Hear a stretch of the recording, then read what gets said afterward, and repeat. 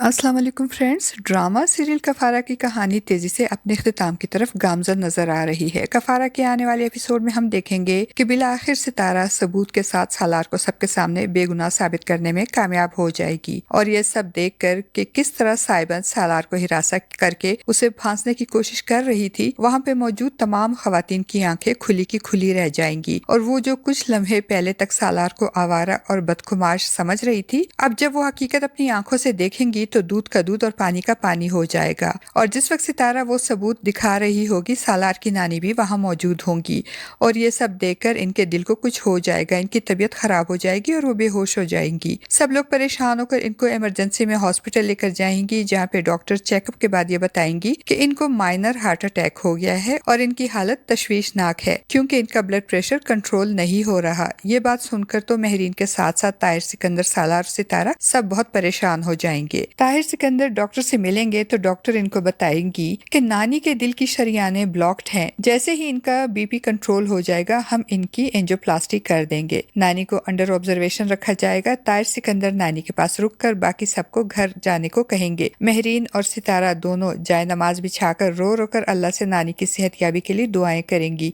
और दूसरी तरफ साहिबा ने बदनामी का जो घड़ा सालार के लिए खोदा था, अब खुद ही औंधे मुंह उसी बदनामी के गेड़े में गिर जाएगी और इसके पोल सबके सामने खुलकर आ जाएंगे। और जो खवातीन पहले महरीन को फोन कर करके सालार के बारे में पूछ रही थी, अब वही खवातीन साहिबा की माँ जहरा मिर्जा को फोन करेंगी और साहिबा की इस हरकत पे उसे लानत मलामत करेंगी। तो जहरा मिर्जा जो कि हकीकत से लाइल्म होंगी, इस खातून की बात सुनकर इनको गुस्सा आ जाएगा और वो उस खातून से तल्ख कलामी करेंगी। तो वो खातून भी कोई लिहाज नहीं करेंगी और जहरा मिर्जा को खरी खरी सुनाएंगी और कहेंगी कि ये बात तो तुम अपनी बेबाक और बदलिहाज बेटी से पूछो जिसने पहले जायान को फंसाने की कोशिश की, इसके बाद एक शादीशुदा लड़के को वरगलाने की। ये सुनकर तो जहरा मिर्जा हैरान और परेशान हो जाएंगी, मगर जब इनको पूरी बात मालूम होगी तो वो गुस्से से पागल हो जाएंगी। वो साहिबा को बुलाकर इसे पूछेंगी कि जायान के फार्म हाउस पे क्या हुआ था, मुझे सच सच बताओ। तुमको मालूम है तुम्हारी वजह से हमको कितनी जिल्लत उठानी पड़ रही है। तो साहिबा चिल्लाते हुए अपनी माँ को झूठी कहानी सुनाएगी और कहेगी सालार ने मुझे हैरास किया था। ये सुनते ही साहिबा की माँ एक जोरदार थप्पड़ साहिबा के मुंह पे मारेंगी। तो साहिबा जो अपनी तरफ से तो मजलूम बनकर सालार पे हैरेसमेंट का इल्जाम लगाकर अपने माँ बाप से हमदर्दी की मुंतजिर होगी, वो अपनी माँ के इस तरह थप्पड़ मारे जाने पे शॉक्ड रह जाएगी और हैरत से पूछेगी